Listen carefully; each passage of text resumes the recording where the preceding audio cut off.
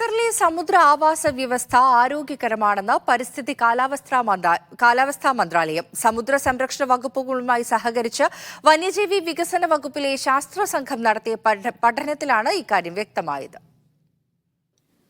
സമുദ്ര ആവാസ വ്യവസ്ഥയുടെയും ജൈവ വൈവിധ്യത്തിന്റെയും സംരക്ഷണത്തിന് സംഭാവന നൽകുന്ന പ്രാദേശിക പ്രത്യേകതകൾ കണ്ടെത്താനും വിലയിരുത്താനുമാണ് പഠനം നടത്തിയത്. ഖത്തറിലെ സമുദ്ര ആവാസ വ്യവസ്ഥയും പവിഴപ്പുറ്റുകളും ആരോഗ്യകരമാണെന്നും ഇത് സമുദ്രത്തെ ജൈവ വൈവിധ്യത്താൽ സമ്പന്നമാക്കി മാറ്റുമെന്നും പരിസ്ഥിതി കാലാവസ്ഥാ മന്ത്രാലയം സോഷ്യൽ മീഡിയയിൽ പങ്കുവച്ചു. ഭൂമിയിലെ ഏറ്റവും പഴക്കമേറിയ ആവാസ വ്യവസ്ഥയായ പവിഴപ്പുറ്റുകളുടെ സാന്നിധ്യം ആരോഗ്യകരമായ സമുദ്ര ആവാസ വ്യവസ്ഥയ്ക്ക് വളരെ പ്രധാനമാണ്. പല മത്സ്യങ്ങളുടെയും ജലജീവികളുടെയും പ്രധാന ആവാസ കേന്ദ്രമാണ് പവിഴപ്പുറ്റുകൾ. ഖത്തർ പവിഴപ്പുറ്റുകളാൽ ഏറ്റവും സമ്പന്നമായ GCC രാജ്യങ്ങളിലൊന്നാണ്. ഗൾഫ് മേഖലയിലെ പവിഴപ്പുറ്റുകളിൽ 48% ഖത്തറിന്റെ സമുദ്ര പരിധിയിലാണ്. പവിഴപ്പുറ്റുകളുടെ സംരക്ഷണത്തിന് മന്ത്രാലയം വിവിധ പദ്ധതികൾ ആവിഷ്കരിച്ച് നടപ്പാക്കിയിട്ടുണ്ട്.